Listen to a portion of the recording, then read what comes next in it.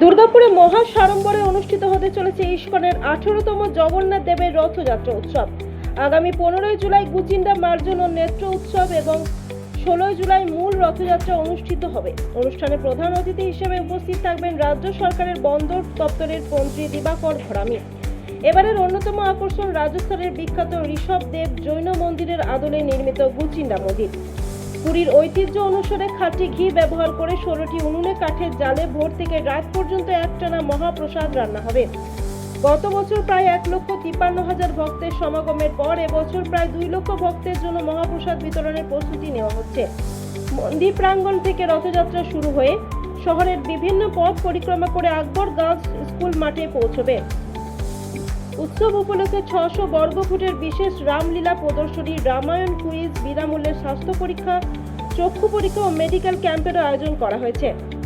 উল্টোরথের দিন পুরীর ঐতিহ্য অনুযায়ী সোনাবেশ, অধরপনা এবং লক্ষ্মী দেবীর মানভঞ্জন পর্বের মাধ্যমে নীলাদ্রি বিজয়ের বিশেষ আচার সম্পন্ন হবে।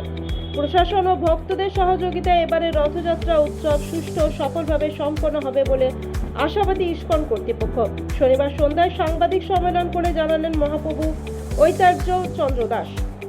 পশ্চিম বর্ধমানের মধ্যে ইস্কন দুর্গাপুরকে এই সেবা ওনারা দেবেন, এটা মনস্থ করেছেন।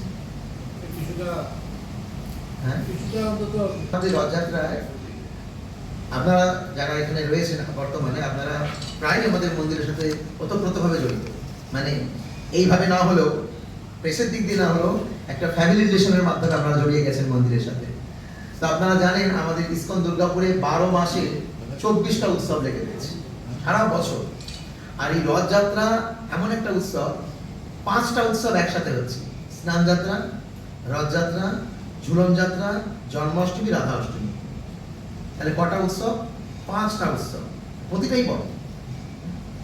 আমাদের প্রসাদের পেছনে যে পরিমাণ খরচ হয় আপনারা এসে দেখেছেন, যেখানে কোনো কুপন থাকে না। উৎসবগুলোয় সবার জন্য অবারিত প্রসাদ, তো তার তো মানে বিশাল ব্যয়বহুল। আচ্ছা, প্রসাদ করতে গেলে আমাকে বড় প্যান্ডেল করতে হবে, কোনো সেট নেই, তাহলে প্যান্ডেলে খরচ।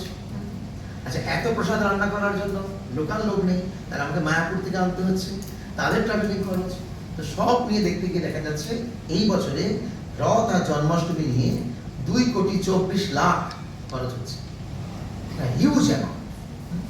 তো সেখানে সরকার যে 5 লক্ষ টাকা অনুদান দিচ্ছেন, আমরা তার জন্য সাধুবাদ জানাচ্ছি এবং ভগবানের কাছে সরকারের জন্য কৃপা প্রার্থনা করছি যে ওনারা সদয় হয়ে যে এই পরিষেবা আমাদের দিচ্ছে। আগে তো কোনোদিন পাইনি তাই বলা না, আগে পাইনি, কিন্তু আগে সরকার আমাদের অন্যভাবে অনেক সহযোগিতা করেছেন। এই এত বড় রথযাত্রা করতে প্রশাসনিক সহযোগিতা ছাড়া তো সম্ভব নয়। Bureau report, news i24।